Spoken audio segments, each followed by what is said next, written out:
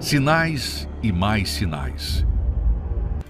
Somos incapazes de compreender o tempo de Deus, e somente Ele sabe o dia e a hora da sua vinda. Mas os sinais estão aí, para quem quiser enxergar e preparar o futuro da sua alma. Você pode até não acreditar em Deus ou na Bíblia, mas não pode evitar de cumprir uma a uma das profecias que apontam para o fim.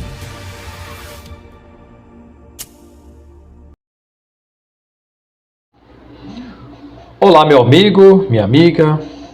Olá, querido irmão, querida irmã, você que está nos acompanhando. É muito bom ter você aqui, porque se você chegou até aqui é porque você está interessado em saber sobre a geração que virá Jesus. Você está interessado em saber sobre os últimos acontecimentos, sobre o desenrolar da história deste nosso planeta Terra. Antes de começar a analisar os textos da Palavra de Deus, que vão começar a revelar para nós a preciosidade da Palavra e as camadas mais profundas da revelação, que hão de descortinar estas revelações para nós, eu quero trazer aqui algumas chaves proféticas que vão servir como direcionamento para a gente interpretar as profecias sobre a geração da vinda de Jesus. Sobre a geração da vinda de Jesus existem muitas chaves proféticas. Hoje eu quero falar apenas da primeira chave profética, o princípio por trás dessa chave profética. Elas vão servir como um parâmetro, tá? Parâmetro para você interpretar as profecias. Além de muitos estudos proféticos que nós já temos conhecimento, mas de uma maneira que esse assunto vai ser colocado, eu tenho quase certeza que você nunca olhou por esse ângulo. Eu quero primeiramente começar falando sobre o tempo Cronos que Deus estabeleceu. Nós vamos falando aqui sobre a primeira chave profética. Deus estabeleceu um princípio. Ele anuncia o que vai acontecer no fim, desde quando? Desde o princípio, desde o começo.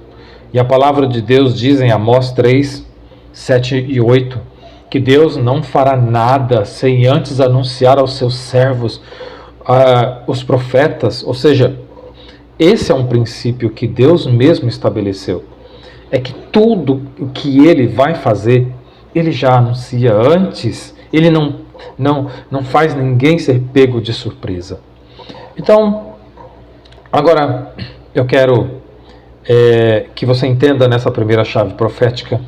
Você precisa guardar na sua mente, quando a gente for estudar as profecias, é que na Bíblia, desde Gênesis até Apocalipse, Deus está anunciando o que Ele vai fazer no tempo do fim.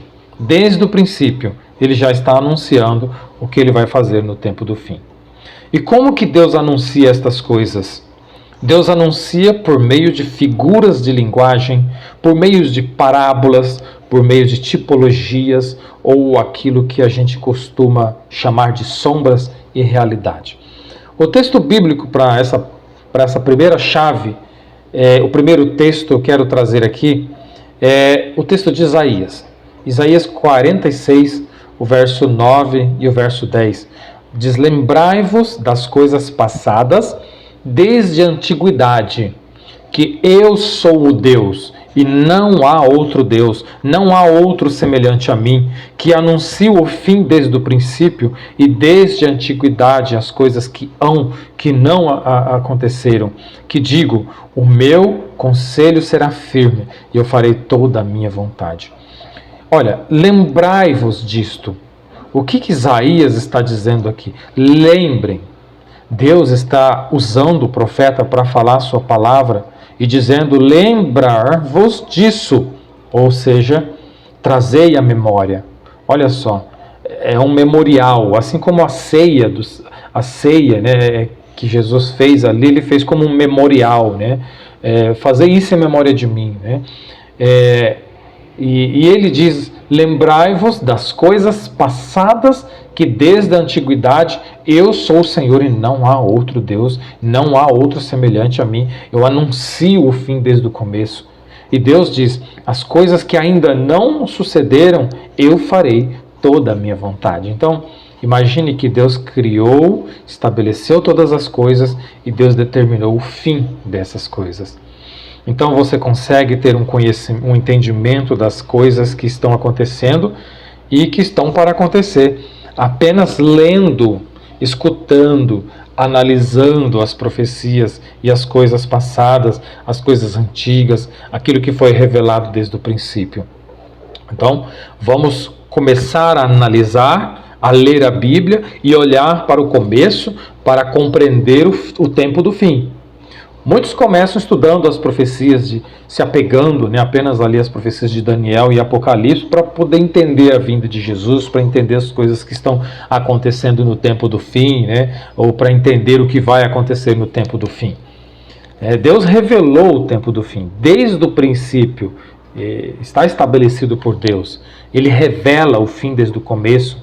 Para você entender o fim, você tem que entender o começo. Tá? Então, nós estamos vivendo dentro de um período de tempo que é chamado de um tempo cronos, de cronologia, um tempo que é contado com anos, com meses, dias e horas, até mesmo por milênios.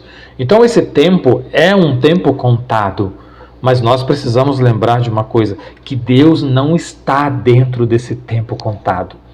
Ele criou o tempo. Deus está fora do tempo. O tempo existe por causa da queda do homem, por causa do pecado. E é como uma bolha de tempo dentro da eternidade. Então, conforme Isaías 46, você precisa olhar para os acontecimentos, os fatos, as histórias, desde o princípio, para entender o que vai acontecer no tempo do fim. Agora vem o segundo princípio. Esse foi o primeiro princípio. O segundo princípio é que dentro dessa primeira chave profética, é importante você gravar também, que se encontra em Salmo 78, 2 e 3. Deus está revelando algo para nós através desta passagem. E ele diz: eu abrirei a minha boca numa parábola e falarei enigmas desde a antiguidade. Eu posso dizer aqui, então, o que o próprio Jesus repetiu em Mateus 13:35, cumprindo isso daqui, dizendo: eu abrirei a boca em parábolas, tá? Proclamarei coisas ocultas desde a fundação do mundo, desde a origem. Lembra que o texto de Isaías, Deus está dizendo: lembrem da antiguidade, lembrem das coisas passadas. Agora em Salmos, o próprio Deus, pela boca do servo do Senhor, ele está dizendo: abrirei a minha boca em uma parábola e falarei enigmas, mistérios.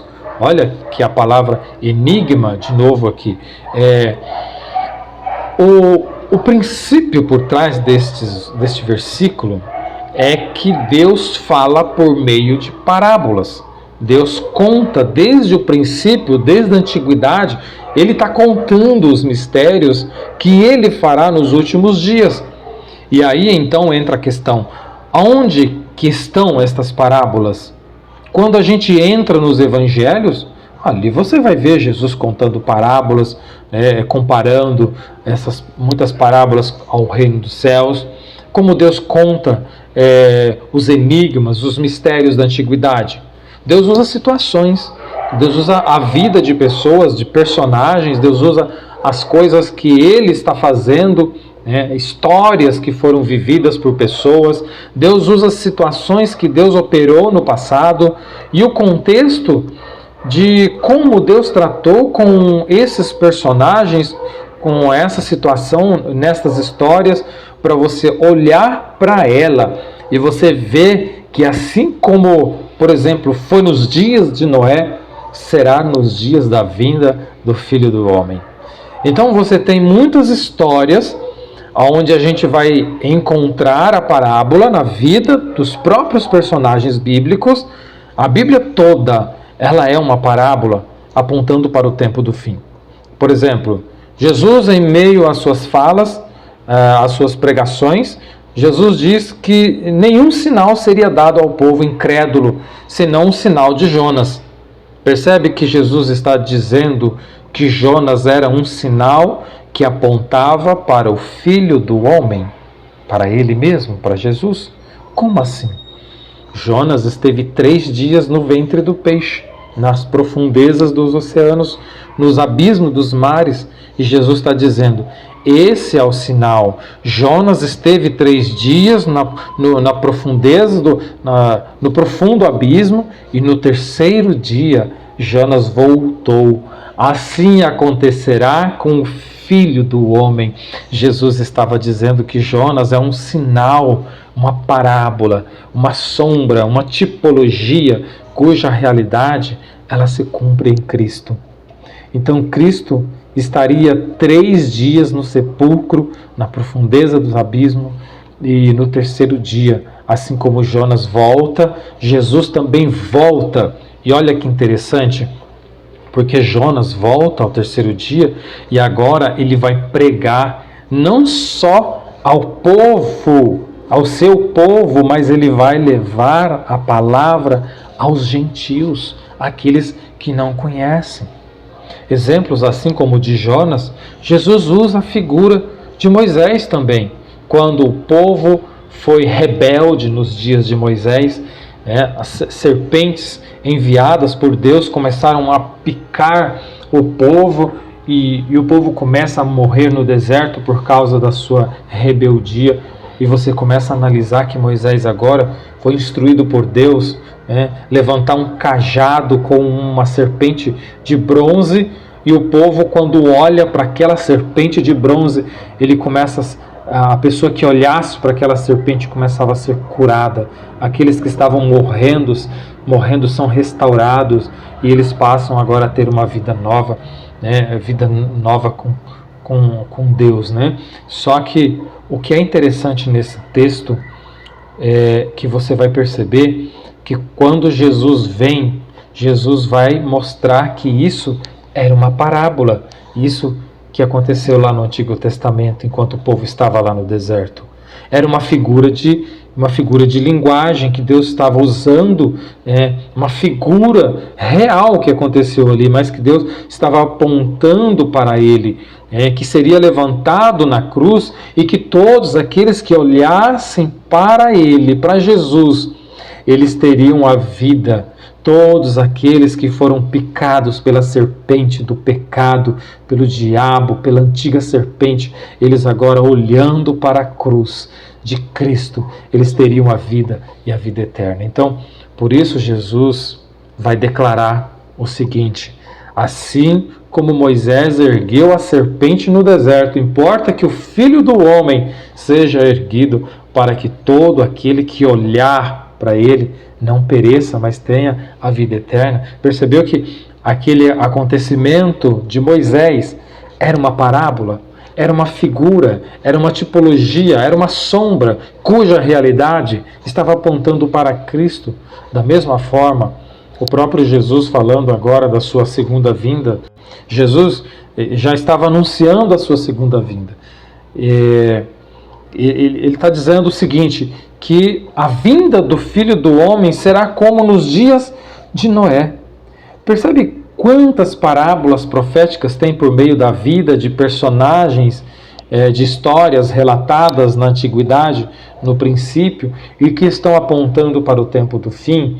E um exemplo é quando Jesus diz: a vinda dele é como nos dias de Noé. Quer saber como é a vinda de Jesus? Olhe para os dias de Noé. Se não bastasse, Jesus vai dizer: olhe para os dias de Ló. Você quer saber como vai ser a vinda do Filho do Homem? Olhe para os dias de Ló. Então, nós temos muitos textos. Bom, então essa é a linguagem que temos de compreender que Deus falava desde o princípio, revelando coisas futuras. Ela era tão clara para o povo que não foi só Jesus que usou essa linguagem. Paulo usou essa linguagem, Pedro usou essa linguagem, João, em Apocalipse, usou essa linguagem. Então esse é um dos primeiros princípios que nós vamos encontrar para compreender as revelações que vão completar o estudo de hoje, tá? O nosso estudo geral, na verdade. Então esse é um dos primeiros princípios que nós vamos encontrar para compreender as revelações que vão completar o nosso tema. O primeiro princípio, a primeira chave profética para você entender o tempo da segunda vinda de Cristo, porque são por meio de parábolas que você vai enxergar aonde Deus deixou o enigma, o mistério da segunda vinda de Jesus, que foi revelada em toda a Bíblia, desde o início até a sua segunda vinda. Então, essa é a primeira chave profética, a primeiro momento, tá, desse estudo que eu quero fazer você entender como Deus trabalha, tá, não somente através dos profetas que escreveram assuntos apontando para Jesus, mas através de personagens que foram envolvidos em situações durante todo o Antigo Testamento que também apontavam para a vinda de Jesus.